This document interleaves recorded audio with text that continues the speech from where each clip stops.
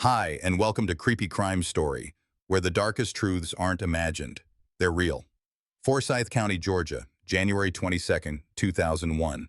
Randy Thompson was 30-something, a firefighter known in his department as reliable and tough, the kind of man who would run into a burning home while others were running out. That morning, however, he was not suiting up for shift. Instead, deputies and paramedics were stepping into his townhouse after a 911 call reported him unresponsive in bed. Just hours earlier, he had walked out of a hospital with discharge papers for flu-like symptoms. What happened between those 2 points in time would become the beginning of a case that still forces investigators to ask hard questions about how crime can hide in plain sight.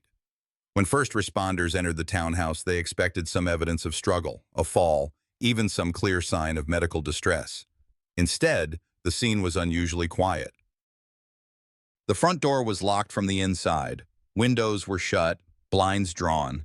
Randy was in his bedroom, positioned on the bed as though he had simply gone to sleep. On the nightstand was a half-empty glass of liquid. The sheets were straight, the room undisturbed. For seasoned deputies, this lack of disruption was the first red flag. Sudden death rarely looks this neat. In the language of investigators, it was a quiet anomaly.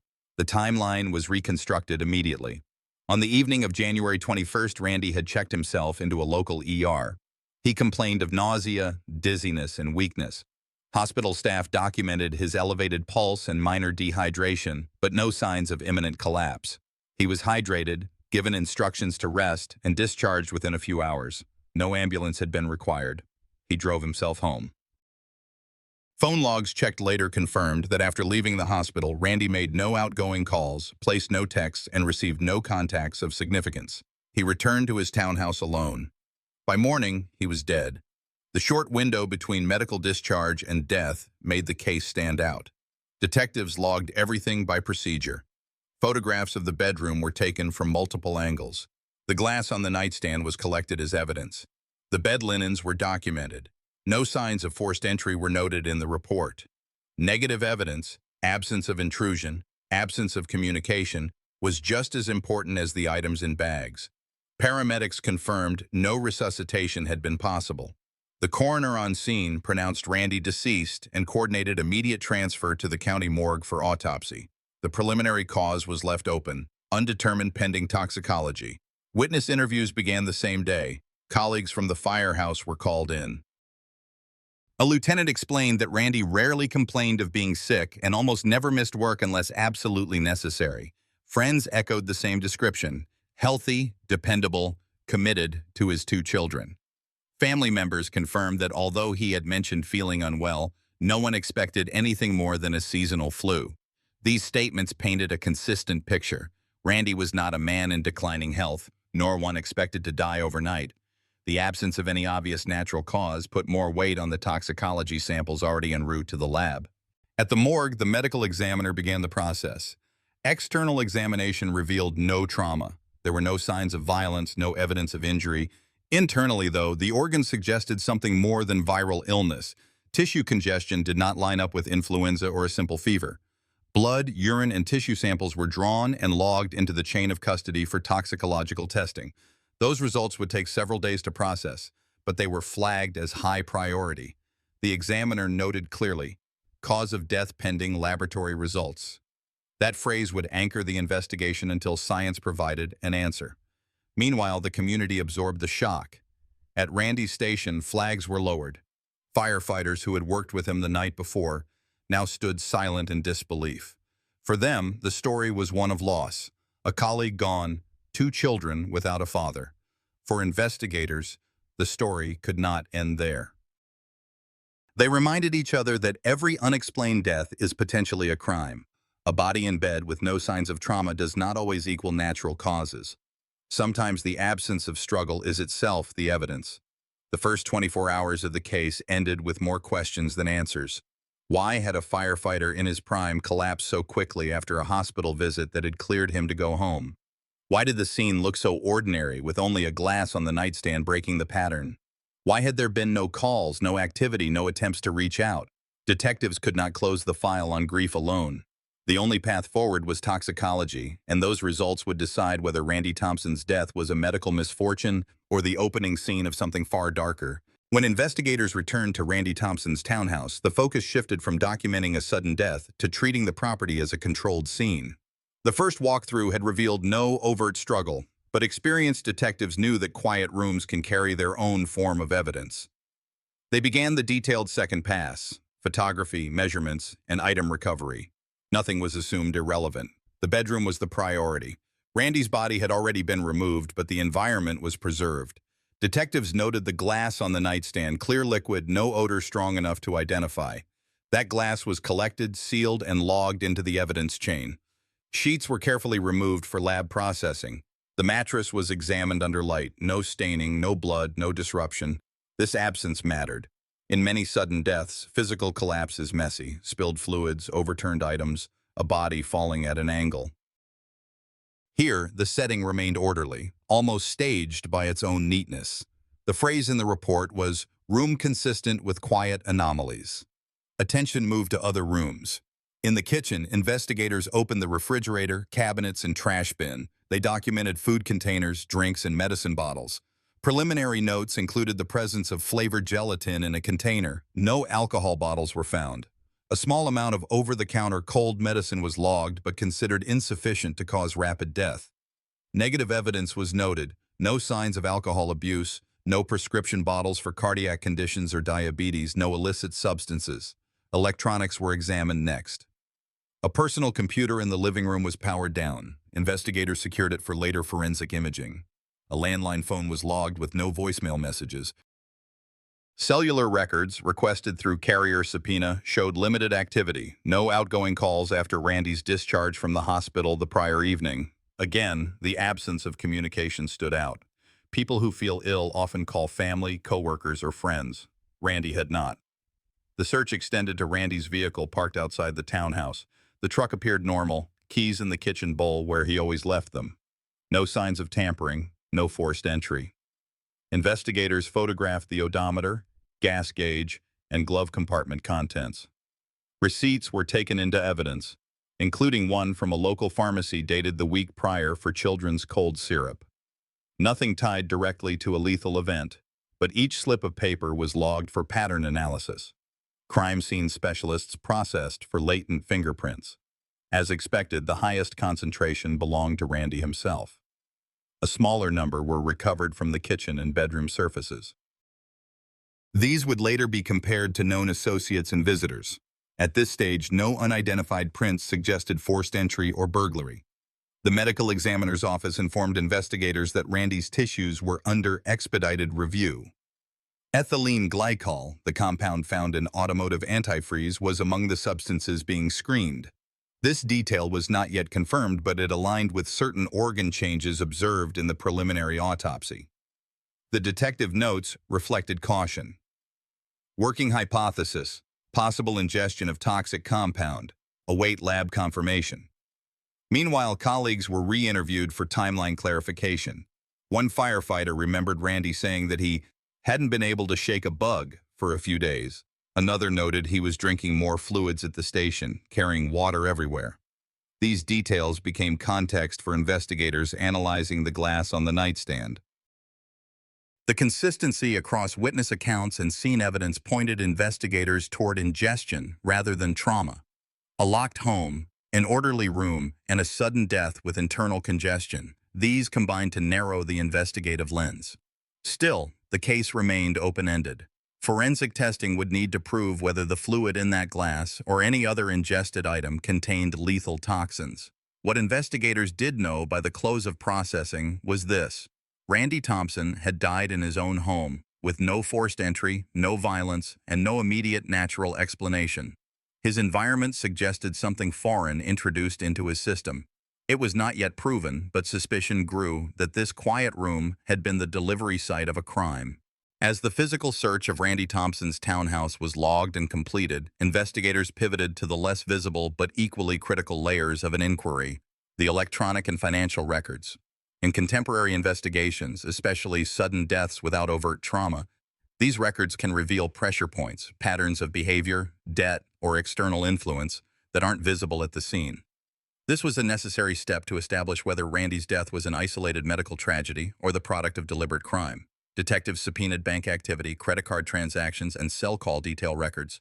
The phone carrier returned the logs within days. They revealed something that caught the attention of the investigative team. After Randy was discharged from the hospital, there were no outgoing or incoming calls documented. His phone sat silent. For a man who had just left medical care, silence was an anomaly. People in distress usually reach out, even briefly, to reassure or seek help. That silence entered the record as negative evidence, no phone activity when it would reasonably be expected. The financial documents began to tell a parallel story. Bank account statements indicated stable firefighter wages, regular mortgage payments, and modest household expenses. Randy did not live beyond his means. Yet, flagged alongside his accounts was a policy line, a life insurance plan, listing a beneficiary. The sum wasn't astronomical, but it was significant for someone in his position, large enough to raise investigative interest. Detectives marked it for further verification, aware that financial incentives often form a motive in criminal cases. Computer forensic specialists were tasked with imaging Randy's home desktop. The process was methodical. Hard drive cloned, original secured, all analysis performed on the copy to preserve chain of custody. Preliminary keyword searches turned up everyday items, work schedules, pay stubs, browser searches about flu symptoms. Nothing unusual surfaced immediately, but the data was archived for deeper review. Investigators knew that the absence of incriminating searches was not proof of innocence. It simply meant whoever acted had not left digital traces on Randy's machine. Attention then shifted to those connected to him. Phone records showed calls earlier in the month to friends, co-workers, and one repeated number linked to a woman he had been dating. Those interactions appeared routine. Short calls, sometimes evening conversations, but nothing flagged as out of pattern. What struck investigators, though, was that in the 24 hours surrounding his discharge and sudden death, those contacts ceased. Randy's communication simply stopped. Detectives also interviewed insurance representatives to confirm the dates of Randy's policy and any recent changes. Policies often trigger suspicion if updated or increased close to a victim's death. Investigators documented that the policy was active, but whether adjustments had been made in the months prior was still under review. The process of tracing financial documentation is slow but critical. Investigators needed to know if someone stood to benefit directly. From a procedural standpoint, this stage was not about naming suspects, but about mapping the hidden structures behind a death that looked clinical. If the toxicology confirmed ethylene glycol, then the financial backdrop, insurance, debts, beneficiaries would weigh heavily in shaping prosecutorial theory. At the close of this review phase, investigators were left with a set of contrasts. A healthy man with no financial desperation, a stable professional life, and yet a sudden, unexplained death paired with silent phones and a potentially significant insurance policy. The absence of calls suggested isolation. The financial records suggested opportunity. It was enough to move the case forward from questions of how to emerging questions of why. Randy Thompson's death was not treated as a random tragedy. Once the hospital discharge papers were reviewed side by side with the sudden fatal collapse in his home, investigators began focusing on who Randy was, what his daily life looked like, and whether his personal relationships could explain the discrepancy between his health status and his abrupt end. Victimology, in this case, became the backbone of escalation. Randy was 32, a firefighter in Forsyth County, Georgia. He was physically fit, maintained a steady job, and had no history of substance abuse. Family and coworkers described him as dependable, with no recent signs of depression or risk behaviors. This baseline profile made his sudden death appear abnormal. If flu-like symptoms were the explanation, doctors reasoned, why had his condition deteriorated within hours of walking out of a hospital with routine instructions to rest at home? That simple inconsistency pushed investigators deeper. Medical examiner files confirmed that a preliminary toxicology panel did not show illicit drugs or alcohol at levels consistent with an overdose. Negative evidence, the absence of trauma, no forced entry to his home, and no indication of environmental hazards narrowed the field further. It became clear this was not a self-inflicted event, nor an accident involving household exposures. The absence itself became evidence. Investigators then considered financial and personal stressors. Interviews documented that Randy carried life insurance policies through his job, modest in scale, but still noteworthy. A working theory was noted: financial gain as a motive could not be ruled out.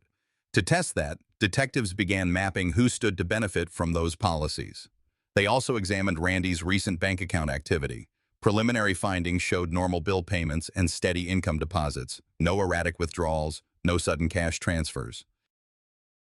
This pattern suggested stability rather than desperation. Attention shifted to his closest relationship.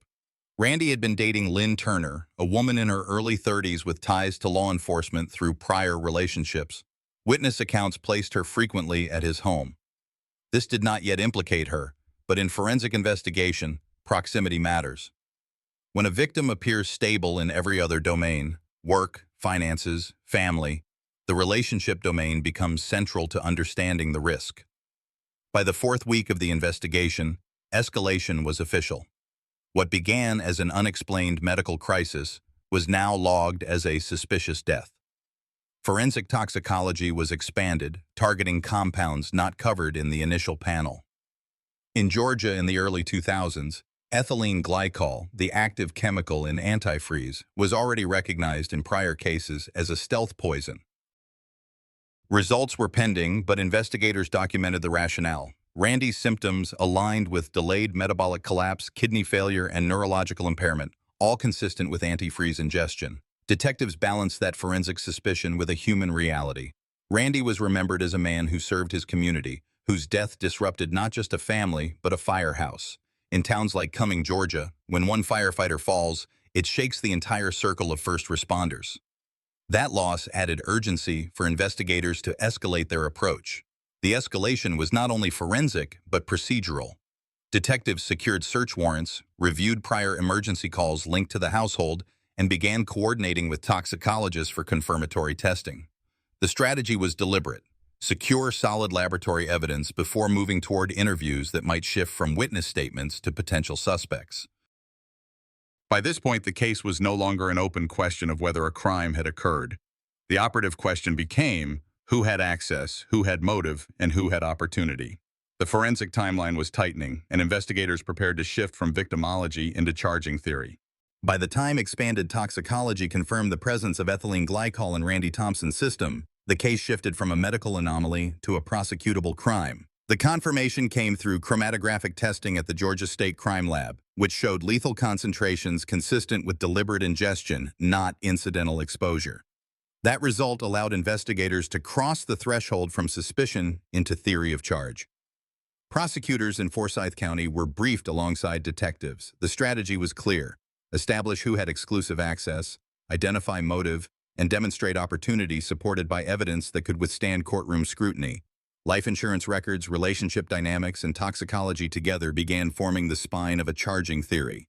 But investigators knew that circumstantial cases demand airtight corroboration. One weak link could dismantle the entire proceeding. Interagency collaboration became critical. The Forsyth County Sheriff's Office reached out to the Georgia Bureau of Investigation for additional laboratory support. Federal agencies with access to chemical analysis databases were consulted to ensure no alternative sources could explain Randy's exposure. That step was necessary because the defense could argue accidental ingestion through contaminated food or environmental contact. Eliminating those theories in advance was part of tightening the prosecutorial net. Detectives also pulled older case files for comparison. When they reviewed prior reports, they noted a striking parallel. In 1995, Lynn Turner's husband, Glenn Turner, had died suddenly under similarly unexplained circumstances. At the time, his death had been attributed to natural causes.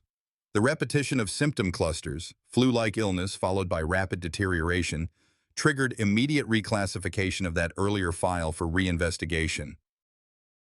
The charging theory for Randy's case thus became stronger. Prosecutors could argue not just a single suspicious death, but a pattern. Search warrants on financial accounts added to the case. Bank records showed Lynn Turner had kept up with payments on her household obligations despite limited income, suggesting reliance on insurance payouts. While this alone did not prove causation, it aligned with a motive profile prosecutors could present to a jury.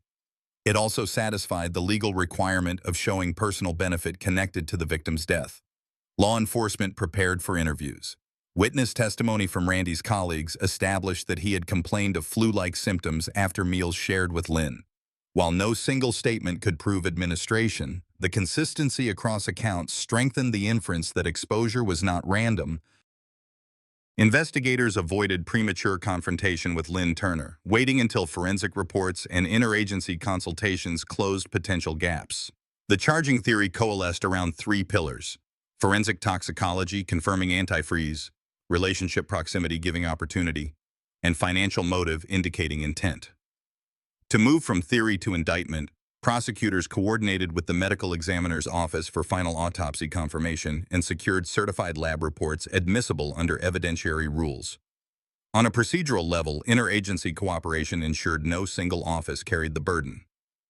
The sheriff's office handled witness coordination, the state lab managed forensic confirmation, and the district attorney's office drafted the preliminary indictment strategy.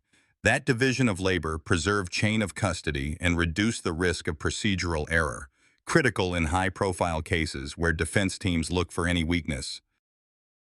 The escalation of Randy's case into charging theory highlighted an unsettling truth. When patterns repeat across households, the scope of an investigation widens beyond one victim. Randy's sudden death was no longer viewed in isolation, but as part of a continuum investigators were determined to trace. The first courtroom test of this case did not open in the metro county where the death occurred. Because of publicity and the involvement of law enforcement families, the prosecution requested a change of venue. The matter moved to Houston County, Georgia. Within days of jury selection, the atmosphere settled into a measured pace. Voir dire that screened for bias, stipulations on exhibits, and firm instructions about weighing scientific evidence without speculation. By the time opening statements started, the theory was set: a sudden flu-like collapse, an autopsy that did not match a routine illness, and lab reports identifying ethylene glycol at lethal concentrations. What began as a medical mystery was, the state argued, a crime. The prosecution built its case in tight segments. A medical examiner explained the organ findings and how they diverged from a natural cardiac death. Kidney injury patterns, metabolic acidosis, and crystals consistent with ethylene glycol metabolism. A state toxicologist walked the jury through the numbers, how post-mortem levels, even accounting for redistribution, remained squarely in a fatal range. Chain of custody witnesses identified each handoff, from investigator to lab intake to analyst, with seals and dates documented. The point was simple and procedural. The science had integrity. Next came the timeline evidence. Jurors heard that Glenn Turner reported feeling ill, that his decline followed hours of nonspecific symptoms, and that there was no sign of forced entry or violence at the residence. Investigators described a quiet residence consistent with an unwitnessed collapse. The lack of disruption was not used to dramatize the event. It was used to rule out obvious alternatives. If this had been a natural death, the defense would say, why did the lab work point somewhere else entirely? Financial records followed. An insurance representative testified to the existence of policies and the identity of the beneficiary. The state did not claim that an insurance policy proves homicide. Instead, prosecutors placed it alongside the medical facts. Motive is not a lab value, but it can help a jury understand why a person would be targeted. The courtroom remained subdued. In towns like Perry, murders aren't just crimes. They strain the bonds between neighbors and the first responders who serve them. Witnesses from the agency where Glenn served provided character context and health baseline. He was young, with no significant history that would explain a sudden fatal decline. Their testimony was not emotional display, it was clinical context, what health looked like before the illness, and why the outcome raised flags for those who knew him best. The quietest moments came when jurors compared that baseline to the toxicologist's charts. The lines went up where they were not supposed to. Defense counsel pressed the science on cross. Could ethylene glycol results be misread? The toxicologist walked through controls, reference ranges, and the specific metabolites that rule out false positives. Could ingestion have been accidental? Investigators described canvassing for environmental exposures and found none that matched the levels detected. Could chain of custody have slipped? Each form, each seal, and each handoff was documented. The data aligned too cleanly. Sometimes that was the problem. If you were searching for chaos, this case did not offer it. The court limited the presentation to the charged death. The state focused on what happened to Glenn Turner, not on other loss that had not yet been tried in that courtroom. What the jury saw was one file, a young officer felled by a compound common in garages but deadly in the bloodstream, with a timeline that pointed to ingestion within a narrow window. There were no GPS pings. This was the early 2000s. What existed were call records, witness statements, and lab work that didn't blink under scrutiny. Midway through the state's case, the medical examiner's final opinion was read into the record. The phrasing mattered. Cause of death was ruled the toxic effects of ethylene glycol. Manner of death was homicide. Jurors were told to weigh that opinion along with all other evidence. They were not bound by it, but they were invited to examine how the findings matched what the scene and the records did, or did not, show. Prosecutors closed by layering the elements: access and opportunity drawn from proximity, motive supported by beneficiary documents, and forensic proof that the compound at issue cannot appear at fatal levels through casual contact. The defense reminded jurors that circumstantial evidence requires careful skepticism. But circumstantial does not mean weak. It means the story is told through facts that fit together. The law allows jurors to infer intent when the parts interlock. Deliberations did not happen in minutes, and they were not public. What came back into open court was short: a verdict of guilty for the murder of Lynn Turner. Sentencing followed under Georgia law. The court imposed life in prison without the possibility of parole. There were no visible reactions that changed the record. The order stood, and the first half of the legal arc was complete. The outcome did not close the broader file. Investigators and prosecutors were already preparing for the second case, the death of firefighter Randy Thompson, knowing that a new jury, a new venue, and a nearly identical toxicology profile would demand the same discipline. One verdict does not guarantee the next. It only sets the standard for how the evidence has to be presented. For families on both sides, the day ended with finality in one matter and a waiting period in another. For the agencies involved, it reinforced why strict procedure matters. Cases built on chemicals and timelines leave little room for narrative flourishes. They stand or fall on lab values, logs, and the credibility of witnesses who handle evidence by the book. That is how a courtroom separates speculation from proof. The bridge to the next phase is straightforward. A second jury will hear a second file: a healthy firefighter, a quiet bedroom, phone records that stopped after a hospital discharge, and lab work that named the same compound. The venue will change. The standard of proof will not. Whitfield County, Georgia. A new jury, a fresh indictment, and a file that looked uncomfortably familiar: flu-like symptoms, a quiet bedroom, and lab reports naming ethylene glycol. Venue moved north to Dalton to avoid spillover from prior publicity. Courtroom rules were strict: focus on admissible facts, weigh scientific proof without speculation, and separate sympathy from evidence. The state's position was direct. What began as a baffling medical event in Forsyth County was a crime, built molecule by molecule. Jurors heard the sequence in plain terms. Randy Thompson left an ER with instructions to rest. Later that night, he returned to his townhouse. Within hours, he was dead. First responders found no signs of forced entry. The room was orderly. A half-empty glass was on the nightstand. Phone records showed no calls after discharge, negative evidence that, prosecutors argued, cut against the idea that he struggled and sought help. The state emphasized that this was not theatrics, it was a baseline, an undisturbed scene, a compressed timeline, and an absence of natural explanations.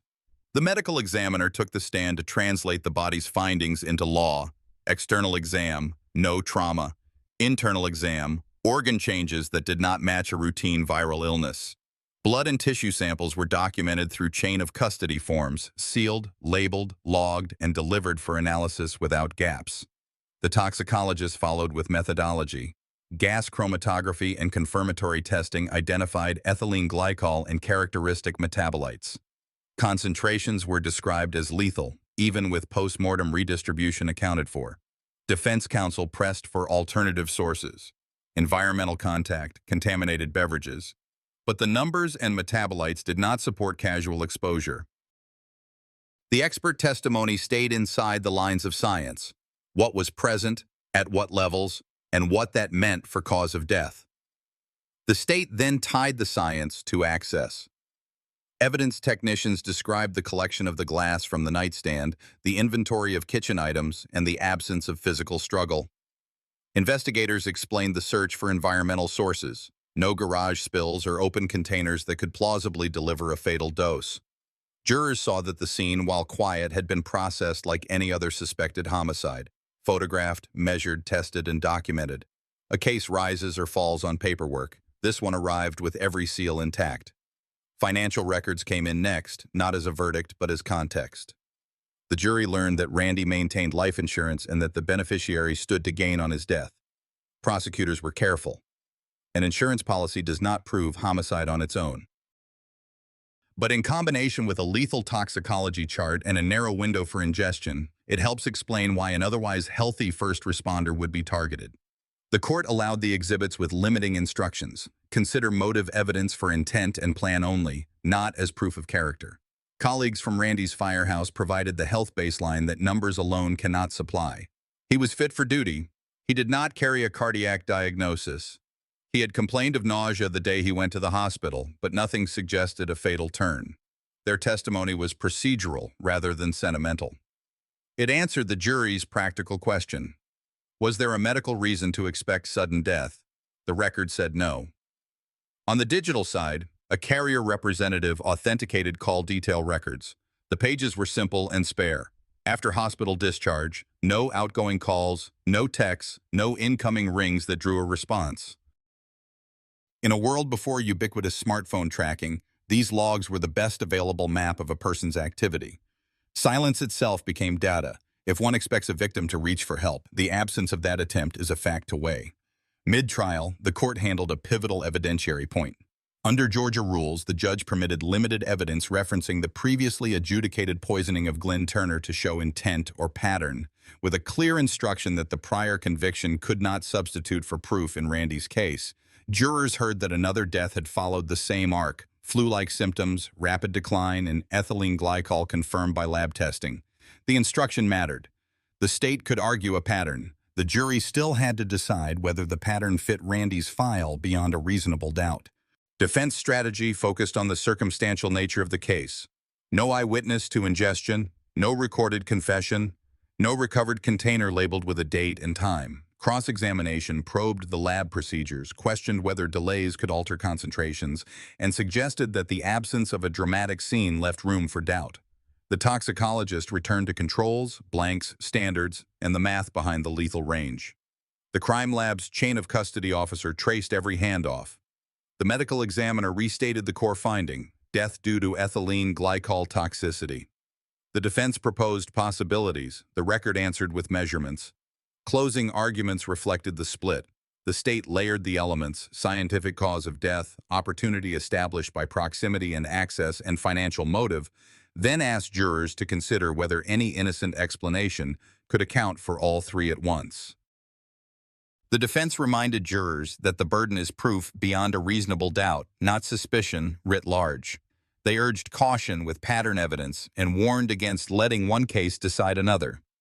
The jury room stayed off camera and off limits, but the return to court was decisive. The foreperson announced a verdict of guilty for the murder of Randy Thompson. The court imposed life in prison, consistent with Georgia law. There was no second ending, no alternate conclusion. The file that began with a quiet bedroom and a half-empty glass closed with a single judgment entered on the record. For the families, that judgment did not erase loss. It confirmed what lab reports had already said without emotion.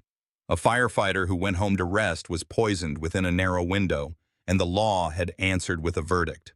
For investigators, the second conviction validated a method: treat sudden, unexplained deaths with the same discipline as any homicide.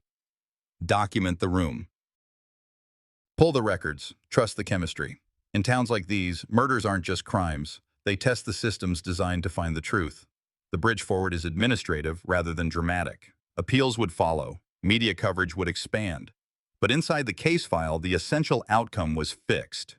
2 juries, 2 convictions, 1 offender serving life for the deaths of Lynn Turner and Randy Thompson.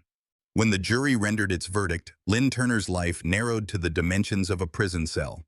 Convicted first for the antifreeze poisoning of her husband Lynn Turner and later for the identical killing of her boyfriend Randy Thompson, the state of Georgia had reached its conclusion. Both men were murdered by the same hand. The method was insidious and deliberate, using ethylene glycol hidden in everyday drinks. For investigators, the pattern was undeniable. For the families of the victims, it was a confirmation of suspicions that had lingered for years. The court proceedings, though steeped in procedure, had revealed the core facts. Medical examiners confirmed lethal levels of antifreeze in the bodies of both Glenn and Randy. Witnesses testified to Lynn's presence during their sudden illnesses, and financial records exposed a web of insurance policies that tied directly back to her. What had once been circumstantial gained weight through repetition. Two healthy men, both connected to the same woman, both succumbing in the same way. In American law, establishing a pattern of behavior is difficult, but in this case it became the cornerstone of conviction. The prison sentence was life without parole. For law enforcement, it marked the closing of one of the most chilling domestic crime investigations in Georgia's modern history. Yet the story did not end with the conviction. In 2010, Lynn Turner herself was found unresponsive in her cell. Authorities determined she had died from a toxic level of over-the-counter medication, officially ruled a suicide. For those who had followed the trials, the ending carried a grim symmetry. The woman who had used poison as her weapon ultimately died by ingesting poison herself. This final development shifted the focus from prosecution to reflection. The case stood as a stark reminder that homicide does not always present itself in violent bursts of chaos. Sometimes it unfolds quietly through substances that leave no immediate trace. Detectives who had once walked through Turner's homes noted how ordinary they looked. No forced entry, no visible struggle. The only clues came from lab reports and the persistence of forensic toxicologists. It was a case solved not by dramatic confessions or physical evidence at a crime scene, but by the slow accumulation of scientific proof and the methodical linking of two deaths years apart.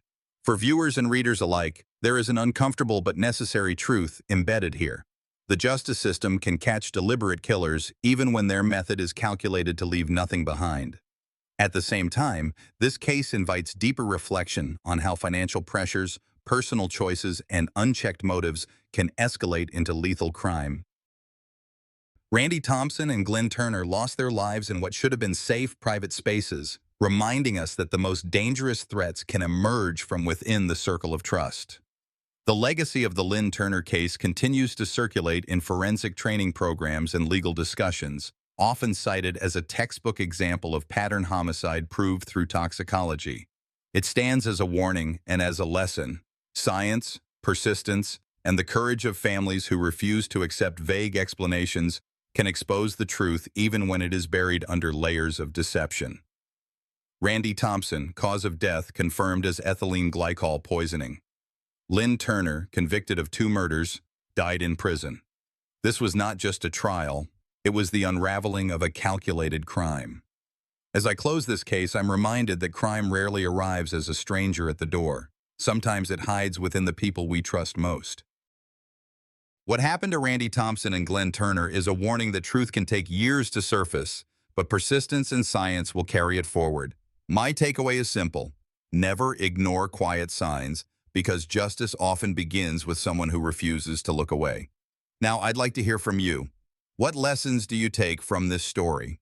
Share your thoughts in the comments and let me know where you're watching from. If this video reached you, please subscribe to the channel so we can continue uncovering the real stories behind America's most haunting crimes.